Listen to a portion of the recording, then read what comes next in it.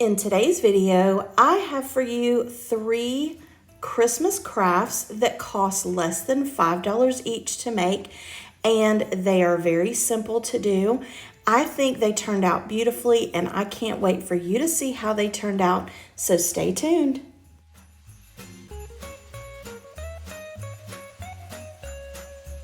Hey my friends, welcome back to my channel. Welcome if you're new. My name's Melissa. In today's video, I have for you some Christmas crafts that are very easy to do. They are fun to make and they're very budget friendly. Today's video is part of a collaboration hosted by Annie from Indie Annie Jones, and I will leave her channel linked in the description box as well as a playlist. It is a Christmas Palooza playlist, so you're not only going to get some craft ideas, but you may be getting some recipe ideas, some decor ideas, shopping hauls, everything Christmas, so it's all on the table. So you're going to want to make sure that you check out that playlist. But for me, I have those Christmas crafts for you that I'm ready to show you. I think you're going to love them, so let's go ahead and get into it. For this project, I'm gonna make over this tray and turn it into a little Christmas tray. And before I paint it, I made sure, and because I'm at work, so I don't have the bottle with me or the can, but I did spray this with a coat of Zinsser shellac, and I'll put a link to it in the description box. But I did put a coat of that just so that the paint would have something to hold on to, and hopefully it'll keep it from chipping too much. But I'm going to decoupage a napkin on the middle.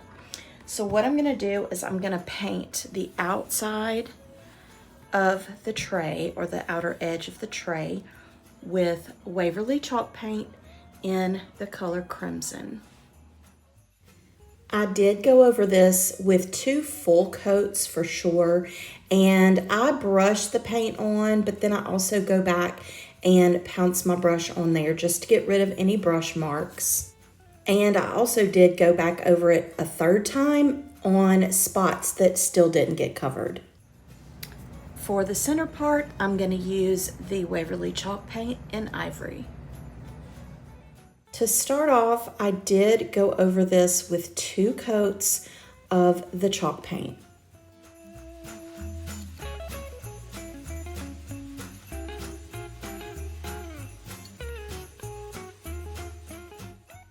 The napkin that I'm using is one that I had actually in my pantry stash at home. And this is only a 2-ply napkin, so to take it off, you can just use a piece of painter's tape on the corner, and that helps kind of get the napkin separated, get the plies separated, and then you just want to carefully pull the plies apart. Now, most napkins have 3 plies, but this one only had 2. Now, when I started to go ahead and start the decoupaging, I realized that I felt like it needed 1 more coat of the white paint. So I went over it 1 more time, then I go over it with a coat of the Mod Podge. I did let the Mod Podge dry, and once the Mod Podge was dry, I put the napkin on top of the center part, then put a piece of parchment paper, I'll get it out in a minute, over that, and then use my little mini heat press to get that Mod Podge reactivated. And then I started using some water to separate the glued part from the part that wasn't glued. And there were some places where I felt like the Mod Podge wasn't sticking good enough, or I needed to go back down with my heat press. And so I just did that, and I continued that until all of the napkin was removed. There were a few little parts that didn't want to cooperate, so I had to use my little knife just to pull those pieces up. Once I got all of that done, I went over it with another coat of Mod Podge. Now along the inner corners, I'm just going to use a silver paint pen, and that's just to kind of, create kind of a joiner between the paint and the center part.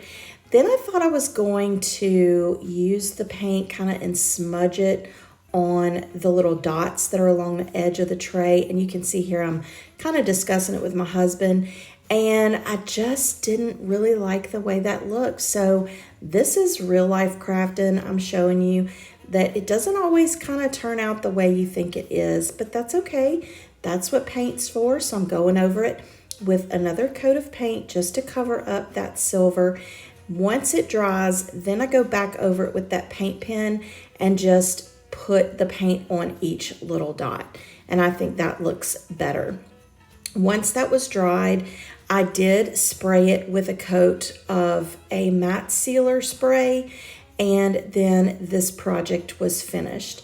I think it turned out really cute, and this is a great way to just add a little Christmas to your bedroom next to your bed on a little bedside table. This would be great in a bathroom, but this little tray is perfect and it's so inexpensive to make.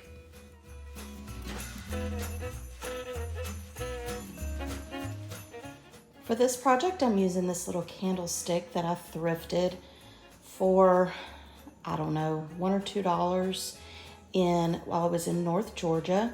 I'm just gonna turn this into a really pretty candlestick using this Country Chic paint in the color Secret Garden. I did have to give this 2 coats of the paint.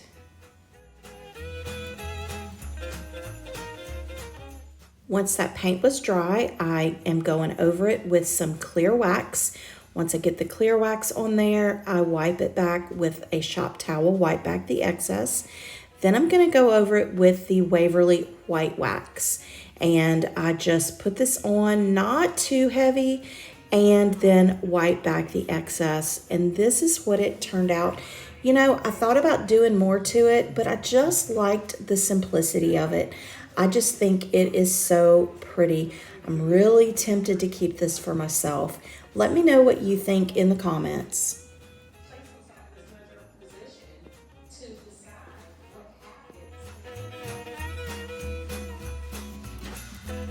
For this quick little project, I'm taking this little kind of tiered tray shelf sitter wood piece that actually a friend of mine gave me. Her name is Deborah. Thank you, Miss Deborah. And so I'm gonna make it over into a really elegant, high-end looking shelf sitter. And so the first thing I'm gonna do is I am going to just give it a light scuff sand and see if I can remove any of that blue paint. Looks like it's gonna come off. That way I don't have to worry about bleed through. The next thing I'm gonna do is I'm gonna paint this with this creamy white color called Ivory from Waverly chalk paint. And I am just going to paint the front, the back, and all 4 sides.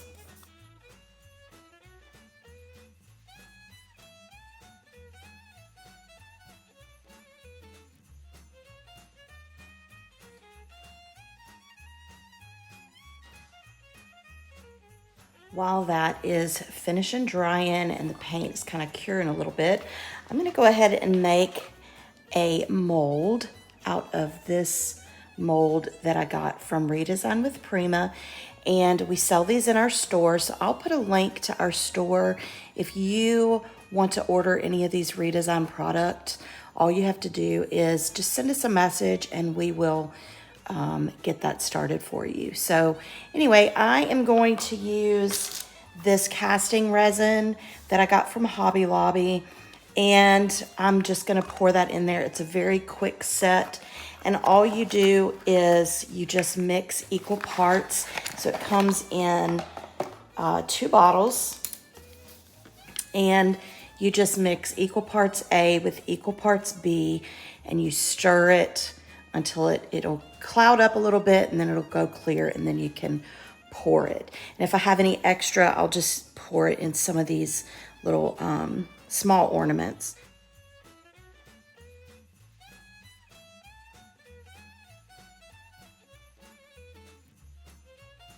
Once the mold has, or once the resin has turned white completely, you just basically move the mold around and pop it out. There's the small one.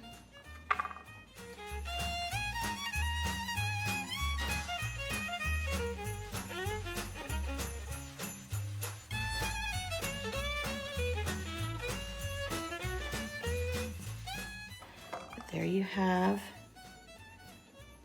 the big one. And look how pretty that came out. That is the mold. Okay, I'm gonna step out of the box a little bit, and I'm gonna use something other than Waverly. I am using this Folk Art Metallic in pure gold. I'm sort of just dry brushing the paint on in little strips, and I don't want it too heavy, so I'm being very, very conservative, but I just do it until I get kind of the look that I'm going for. For the ornament, I think I'm going to use the antique gold, or not antique gold, the pure gold. And I'm going to paint it before I put it on the ornament. I mean, on the wood piece.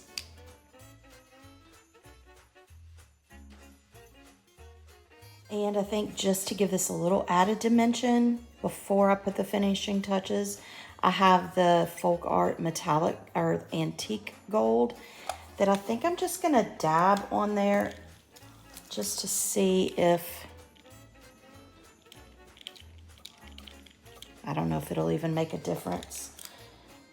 Just to see if it'll give it a little bit of dimension.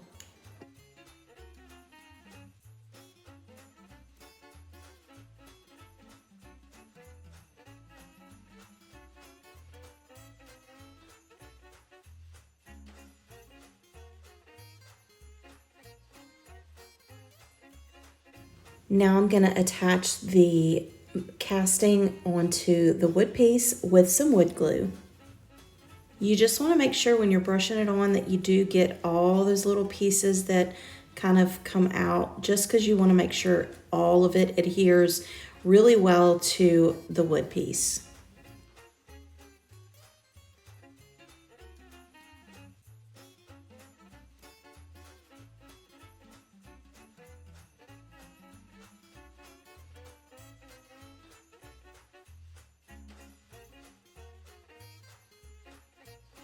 And I didn't mention it before, but I did use some of that antique gold. So I have the pure gold is what I started off with, but I did also dry brush some of that antique gold onto the wood piece as well, just to kind of give it a little bit of a variety. When I put the ornament down, I want to make sure I get all of the pieces attached to the wood piece. Now I'm going to go over it with a clear wax. I felt like the wood was a little too bright, so I went over it with the clear wax so that I could put some dark wax on top of the gold just to kind of tone it down so it wasn't quite so bright. So I'm putting the antique wax on there, and then I'm just going to wipe back, you know, whatever excess I want. And then now that that's kind of done, I take that ivory that I started painting the wood piece with, and I'm just very lightly dry brushing that white on to the details of the ornament.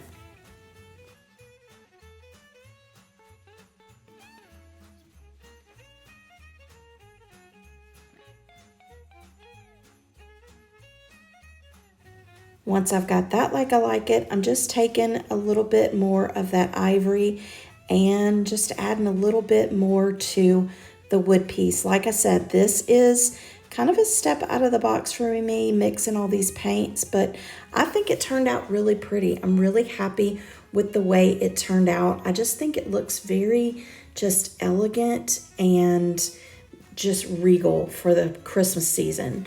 So let me know what you think.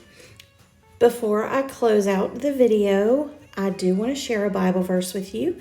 And this one comes from Psalms chapter 139, verses 13 and 14. For you created my innermost parts. You wove me in my mother's womb. I will give thanks to you because I'm awesomely and wonderfully made. Wonderful are your works, and my soul knows it very well. Don't let anyone tell you that you are not awesome, because you are. God made you that way. I would like to thank so much Annie for hosting this awesome collaboration. It's always so much fun. Make sure that you go and visit her channel and visit the playlist. I know that you're going to get a lot of Christmas inspiration to get you in the Christmas mood if you're not already. And if you're new to my channel, again, I would love to invite you to subscribe. Make sure that you give this video a big thumbs up because it does help me out with YouTube. And if you want to see more videos like this, then check out the box you see on the screen right now, and I'll see you next time. Bye.